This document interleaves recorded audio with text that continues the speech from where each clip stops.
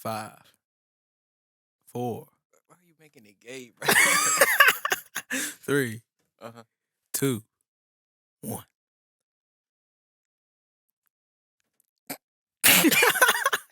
Welcome back, Instant Classic family.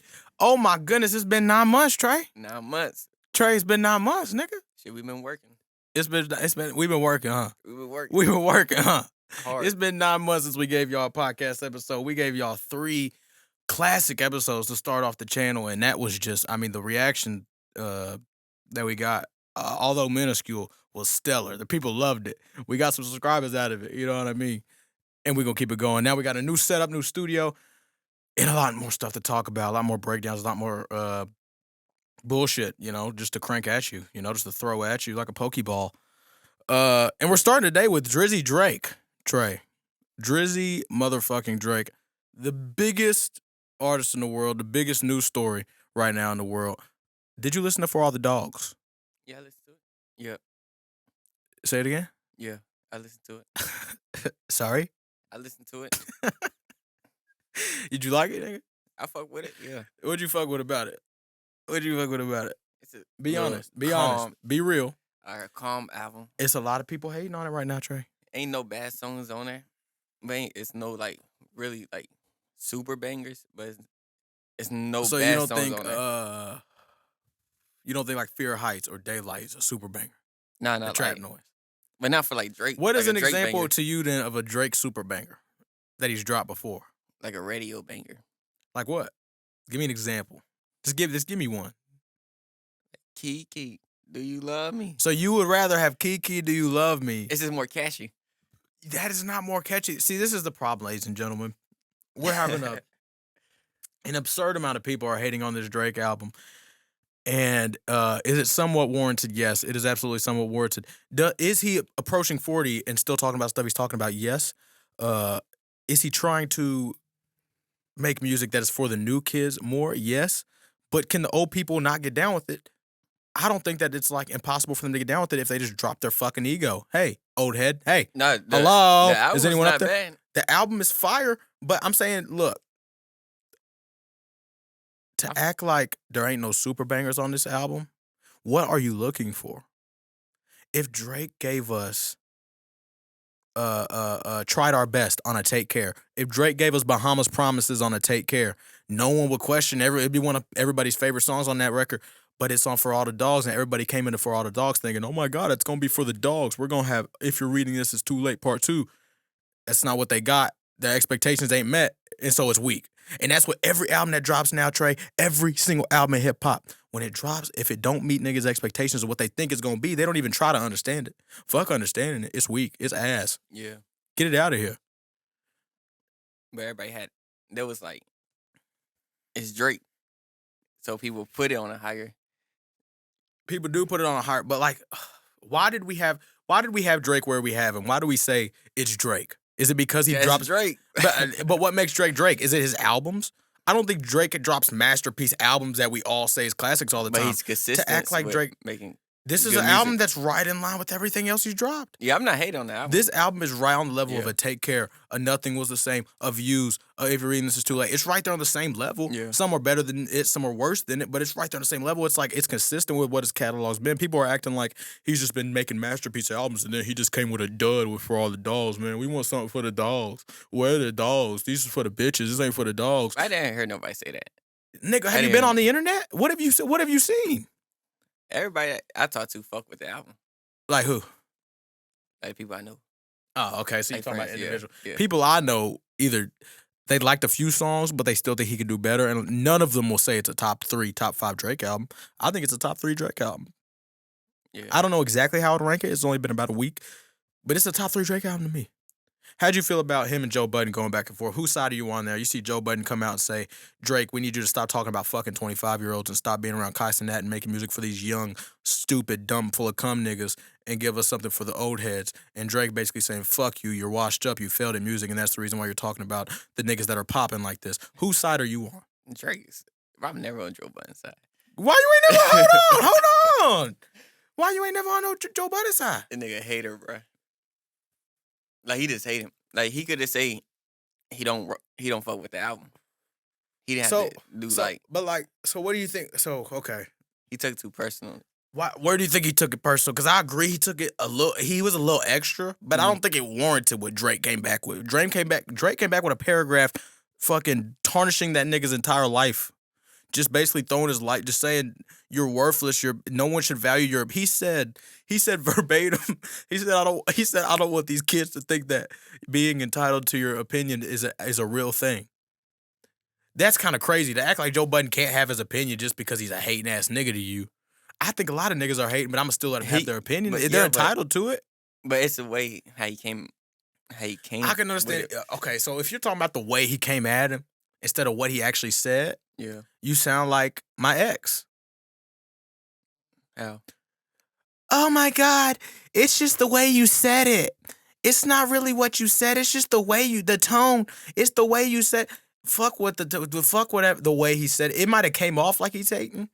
But if you listen to content of what he said, right, which, again, I agree was a little bit extra because certain things that he picked from the album to respond to, he kind of insinuated that it meant something it didn't, like saying, Drake, can you stop fucking 25-year-olds talking about 21-year-olds and stuff? Yeah. Like, we know Drake ain't a perv. We know Drake ain't fucking, we know him and Millie Bobby Brown ain't really got what people think they got going on. But, yeah, it's just, yeah.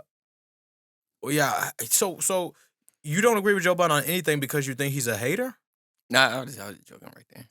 I was about to say, because Joe Budden got some good opinions. Shout out Joe Budden. I like Joe Budden. I also like Drake. And I think Drake is just at a stage in his career where he's just saying fuck everybody. He's passed up everybody in popularity. He's done everything he could possibly do. So he's like painting his nails, putting rainbow clips in his hair. He's just saying fuck it, letting his son draw his album cover, doing everything willy-nilly and under the sun to continue relevance in any which way. Which I don't think he has to do. I think he dictates what makes people relevant. So he don't need to jump all this wave of doing all this shit. Yeah. But I understand why he's doing it because he does want to be looked at like he's competing with the new niggas and the old niggas. He wants to be like, oh, I'm competing with Kendrick and Cole still, but I'm still competing with Lil Baby and Durk too. Yeah. But you think if you was Drake, would you respond back to Joe? Or would you just say like he's nobody? That's my thing. Is that if I'm Drake, I ain't responding to anybody about anything ever. Drake. Yeah. But I'm not Drake, and that's the reason why I could say that. Yeah. Drake wouldn't be who he is if he wasn't the type to do that. He's always been that kind of nigga. He's always been the sensitive nigga. Always. Always. That's what we joked on him for. That's part of what makes him who he is. But that's also part of what makes us why we love him, because he's emotionally vulnerable and his music gets all sensitive and shit, and niggas be relating to that bullshit sometimes whenever they're up in arms about some poon. So, yeah, that just comes with the game, man. But yeah, I like For All the Dogs. I give it like a 9 out of 10. I think it's a top 10 record to come out this year. I get like 8. What's your favorite song on there? The one with with his son. Oh, Daylight? Yeah. Shot him in that light. Shot him in that light. Shot him in that light. Okay. Moving on now. Now, Drake had this artist on the album, right, that I think we should talk about. This artist is making a lot of noise in a lot of different ways. And I'm not going to lie, I've never been so indifferent. And I can't tell if it's like, I'm being ungodly and I'm judging in the way that I view this person, or if I just have an honest assessment that results in the conclusion that this is a bonkers individual. And that is Sexyy Red. I don't know if I'm just not being Christ-like enough to not judge my neighbor, or if she really is just a no good, you know what I mean, bottom of the barrel bitch. And I'm just being honest. Now, when I say bottom of the barrel, I don't mean in terms of as an artist or as a celebrity or as a person. She got status, she got money, she got fame, she got a lot of shit I don't got. Yeah. But like, to do it in the way she's done it, we have gotten to a point now where Sexyy Red, not only has a nigga been on live next to her head, showing her asleep, saying, I knock shit out, twin, I knock shit down, cuz. We ain't just seen that. Now we have a video of her having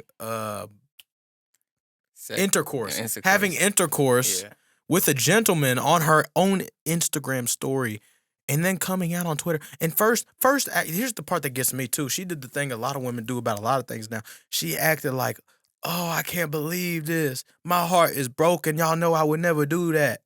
Right? That was the day after it happened, right? That's what she said? You think she did it? And then 3 days later, she talking about some, y'all talk about my coochie ain't pink.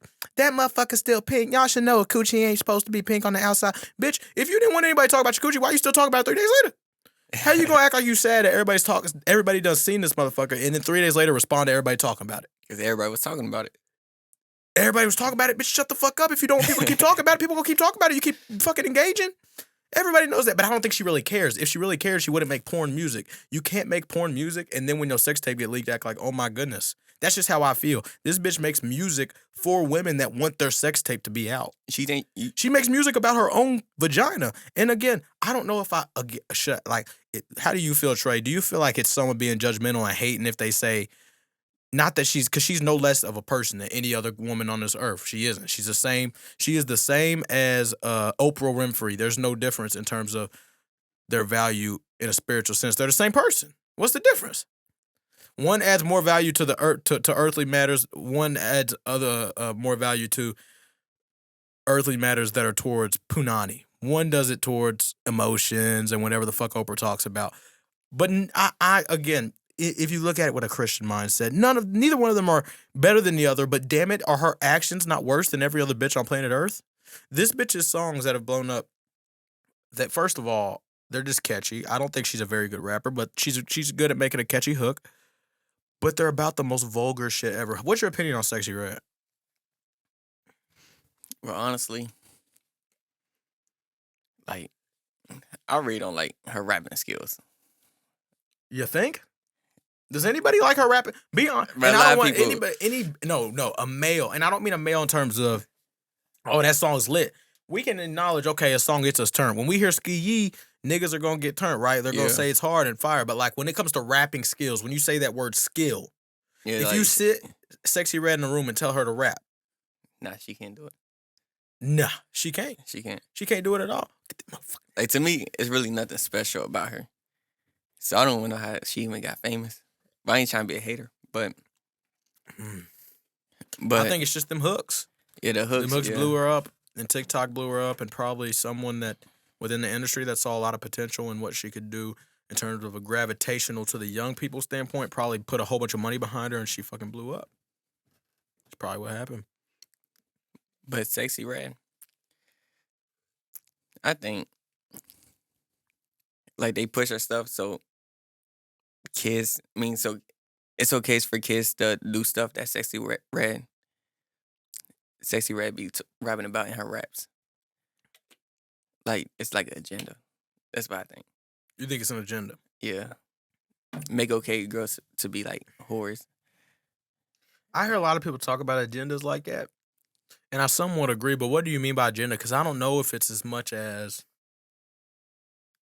I don't know if they're sitting down at a table and saying we want girls to be whores, so we're going to plant this Sexyy Red person here, or if they're saying it's easier to get girls on board with being whores, so we're going to sell out basically and let girls be whores for the sake of getting a lot of money. Because it's easier to get money out of a bitch who's shaking ass and going crazy and selling her pussy than it is to get out of a woman that's talking about real shit. What girl is talking about real shit do little girls really want to listen to whenever they can look over here and there's this girl dancing with her ass out? So do you think it's a deliberate plan that they sit down and say, we're going to get these girls to think this way? Or do you think it's more so we just don't give a fuck that they think that way and that is the easiest way to make money, so we're going to go that route? I think they just don't care. They just don't give a fuck? Yeah. That's how I feel too. Because I don't think what some people think, where it's okay, we're gonna sit down and make sure that every artist talks about bad shit at all times because we want these kids to. I think it's just we want all the money we can, and if it comes at the expense of the kids' sanity, fuck it. Yeah. You feel me? Fuck it. It is what it is. But Sexyy Red, man, yeah, had a song on this Drake album, Rich Baby Daddy with SZA. They're both from St. Louis. St. Louis, by the way. Shout out Jordan Ward. Amazing artists out of St. Louis. Smino, too. St. Louis got some artists coming up, Trey. They got some goddamn artists. Yeah, I fucked with the song Rich Baby Daddy. You fucked with it? Not Sexyy Red's part, though. I agree. I actually thought Drake went crazy on it. Yeah. I ain't gonna lie, I didn't like SZA's part. You didn't like her part? I don't. Her part was smooth. It's getting to I liked SZA, especially at the beginning of her career, because I was a big TDE fan, of course, growing up. and her popping off or signing to the label with Isaiah Rashad, who was one of my favorite artists growing up, was a big thing for me. So I fucked with SZA. I watched her come up. I watched her before she blew up.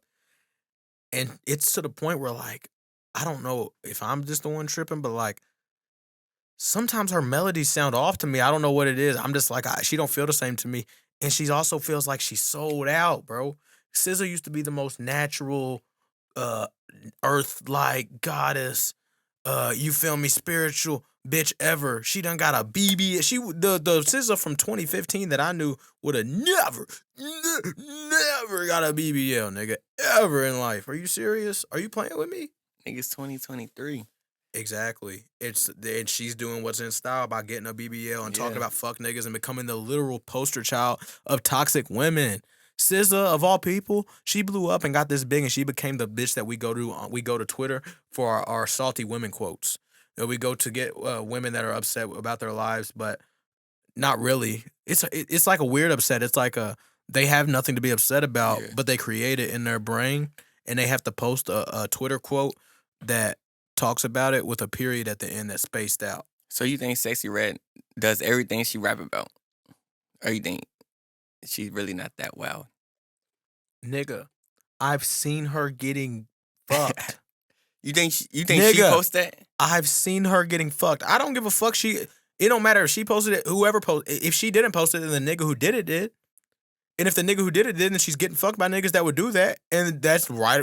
That's my point. Is her sex tape getting leaked is right in line with her music. It's right in line with her music. It aligns with it perfectly. Like, I would expect that. Are you Sexyy Red or Ice Spice? But in terms of what? Rapping. Which one you listen to? Ice Spice. Better. I think Ice Spice has a more digestible sound. Yeah. Sexyy Red is too brash. She's too daddy. I don't want a bitch screaming at me. I'm more of to Now they both suck to me personally. They don't suck. They're just not my thing. I'll say they're not my thing. But I'm definitely taking that Ice Spice because Ice Spice also has her own style. I feel like I can hear a flow and be like, okay, that sounds like Ice Spice. Like, to me, Sexyy Red don't sound good like on the beat. On nothing. Yeah, it just sound weird like how she rap, her flow and everything. On nothing at all.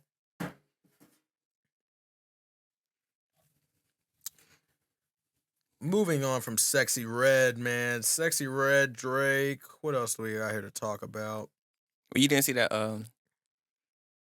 the YoungBoy and you heard Drake Cole respond to YoungBoy on the album? Drake responded to YoungBoy? Yeah. I didn't. On what song? I always have to pull it up. You talking about where he said, "You young boys go save some money," and on 8 a.m. in Charlotte? I don't think he was talking about YoungBoy. You don't think so? I really don't think so. And I also don't think, I know J. Cole wasn't talking about YoungBoy on his recent, I know you heard, did you hear what J. Cole said on the Drake album about YoungBoy? He said he still want to do something with YoungBoy. Yeah, I still want to do me a song YB, can't trust everything that you saw on IG. But you know why he said if that? I diss you, I'ma hit you like I'm on your caller ID. Yeah. Nigga. But you know why he said that? Why he said what? Why he made that response? Why? Because J. Cole had a song, he did a feature with, I think, Lil Yachty. Yeah. And everybody thought he was talking about YoungBoy. When he said, "You FaceTime me and you seen the face of death." Face of death, yeah. Oh, yeah. So everybody said it was YoungBoy. Yeah. Nigga, that verse was amazing. Did you listen to that? Yeah, I just did. J. Cole, to me, and this is something we'll talk about right now, and I want to hear your opinion on this, just from your perspective, from somebody that may not be as immersed into hip-hop culture as I am, but you got your own palette and you know what you like. J. Cole is the number one rapper in the world right now, Trey. He's number one. It was Kendrick. It was Kanye. J. Cole, as of 2023, he took it over. The feature run he's on, the verses he's done, he shows out on every single thing he hops on. Every single thing. Yeah. And Kendrick's just not as active as him. I feel like if Kendrick was as active and maybe giving out as many features as him, I'd still say Kendrick. But Drake just doesn't. Drake's not on that level of a rapper. And J. Cole's last album, The Offseason, I would say is right there with For All the Dogs and A Her Loss, which I think both are great projects. But so on a project level, I'm still taking J. Cole because 2014 Forest Hills Drive, Sideline Story, Born Center are all three better than any Drake album. Every Drake album combined aren't better than any of those three albums individually. So he was already better than Drake to me, but Kendrick just, bro. And I know you're not a big Kendrick fan, but let me tell you something. Kendrick fans, we need him. We need him back. Shut the fuck up, bitch. You don't need him back. We need him back. Bitch, fuck you. Name 3 songs on To Pimp a Butterfly. Name 1 song on To Pimp a Butterfly. This is YoungBoy fans for y'all niggas, just so y'all can see one. Swimming pool. This nigga says swimming pools. You see? That's how YoungBoy fans view Kendrick. You ask him a song on To Pimp a Butterfly, they're gonna tell you swimming pools. But yeah, who to you in your world? Because again, you got a whole different music world than I do in terms of the main people you listen to. Not just your personal, but like in terms of greatness right now, who would you say? So take into account everything. That means your personal opinion, the numbers, the impact, and when you go outside, who you're hearing and who most people are agreeing is number one. Who is number one to you? Because in my eyes, it'd be Cole. I think in my eyes, he got better quality albums than these He's niggas. on right now. He raps better than these niggas, and he's known everywhere. Everybody fucks with him. He just had, he had a song with Dirk this year that went number 2, like Dirk's biggest song ever. Like, people fuck with Cole. Everybody acknowledges that he's up there at bare minimum. But niggas like me who listen to the bars can tell you he's also the best lyricist out of all of them. So I'm taking, again, personal shit and the outside opinions into account. Who to you is the greatest right now? Number 1. Right Numero now. uno. And that doesn't just mean who you're listening to the most. All time or right now? Right now. Because I don't think Cole's the greatest Drake. of all time. Right. Drake. Yeah. What makes you say Drake? He just the hottest right now. The hottest. Okay. But he's always like, J. Cole's up there, but Drake's always like consistent. But J. Cole's consistent. See, because that's why I said both. I would take into account who's hottest and who you hear too. There's no way you're gonna look me in my eye right now and tell me you've heard a Drake verse that was better than that J. Cole Secret Recipe verse on that Yachty song, like in the last 10 years. Maybe on Churchill. I like his verse on Churchill Downs with Jack Harlow a lot. He has some verses on CLB that were good, but come on. But you don't like rap. That's the problem. See, I can't even ask you that question because you probably missed every bar of that Secret Recipe song. You was waiting on him. You was waiting on Cole to come in and give you a whoa, whoa. But you know why? Everybody thought J. Cole was dissing YoungBoy. Why everybody thought J. Cole was dissing YoungBoy? Yeah. Because he went to the studio and was waiting on YoungBoy for 8 hours. He never showed up. Yeah, but you heard YoungBoy, like, on one of his recent albums, he was like, Jay's a hoe, he played at Cole. Oh, yeah. Like, he gonna do a feature. Like, he gonna do a feature. When I see you, it's gonna be nice to meet you. Yeah. I hate that nigga so bad. I'm such a YB hater, bro. Not really. I like a lot of YoungBoy stuff, but I haven't heard YB for like 3 he's just years. goofy to me sometimes. What'd you say? I haven't heard none of his new albums. Like, listen to him. Give him a listen. I think some of them are all right. I like Ma, I Got a Family. He had a few songs on there I liked a lot. I Rest My Case. He had a couple songs. But the problem with me is YoungBoy drops so much music too often to the point where I can only take a few songs out of every album anyway. yeah. You know what I mean? I can't sit down with a whole album and be like, oh, I like this. You know what I mean? But the last album I sat through, like, listened to the whole thing, was probably For the Dogs by Drake. For All the Dogs? Yeah. Good. That's a good one to start with. This is what we're going to do, Instant Classic family. We're going to make sure and tell them your Instagram. Shout out. TVA Major. I mean, TVA Trey. TVA Trey. How you spell that? TVA TRE. No, TR3. This nigga don't know his own Instagram handle, and I do. At TVA TR3. We're going to make sure Trey starts getting into these albums, ladies and gentlemen, on Fridays when there's releases that are important, not just for All the Dogs, not just the biggest artists in the world. We're going to make sure he gets up on game on the Kendrick kind of artists, those different kind of artists that he might not fuck with. And I'm going to make sure he does the same with me, with YoungBoy and all these weak niggas he listens to. But you listen to some street shit. You listen to everything. You're right. I do. So I don't really need to put you on to anything. But I don't listen to weak street shit. You see what I mean? Yeah. I listen to good street shit. Why would I show you some weak shit? Huh? Why would I show you some weak shit? I ask myself that all the time. See? I don't know why. You tell me why you do it. I never show you no weak shit. Get the fuck out of here, Why nigga. I show you weak? You show me some weak YoungBoy songs. Like what? And what's that bitch ass nigga? You used to show me some nigga that was ass. Forgot his name. You did put me on to Sada Baby though, and I'm forever grateful for that. Sada Baby's one of the best street niggas out. Who else I showed you? That was weak. It was a Louisville nigga. So we ain't even got to talk about him. Yeah. But shit. Yeah, next thing we got to speak on.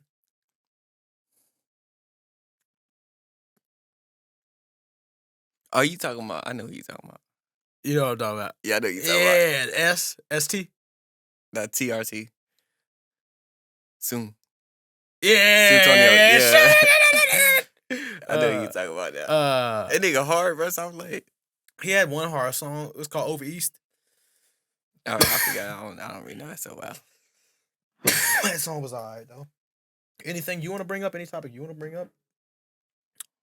That was all I had for this week in terms of hip hop news. I got some like YouTube news. Well, like me.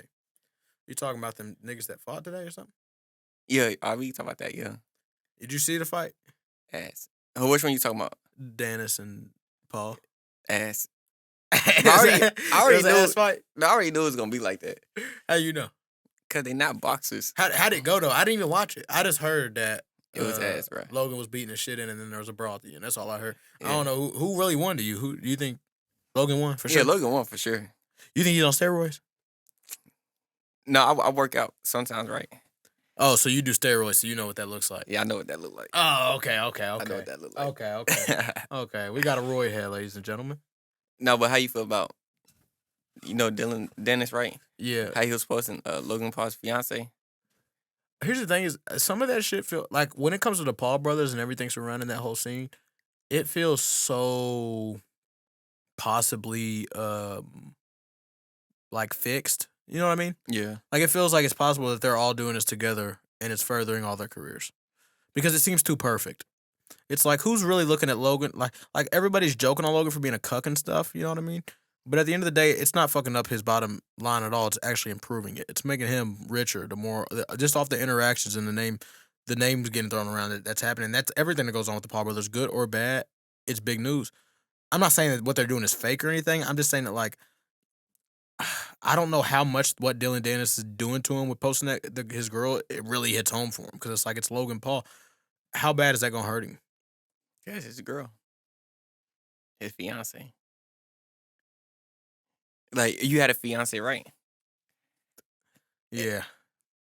And like somebody, like, you about to fight, like you're beefing with, post like a whole bunch, like 100 guys with your fiance.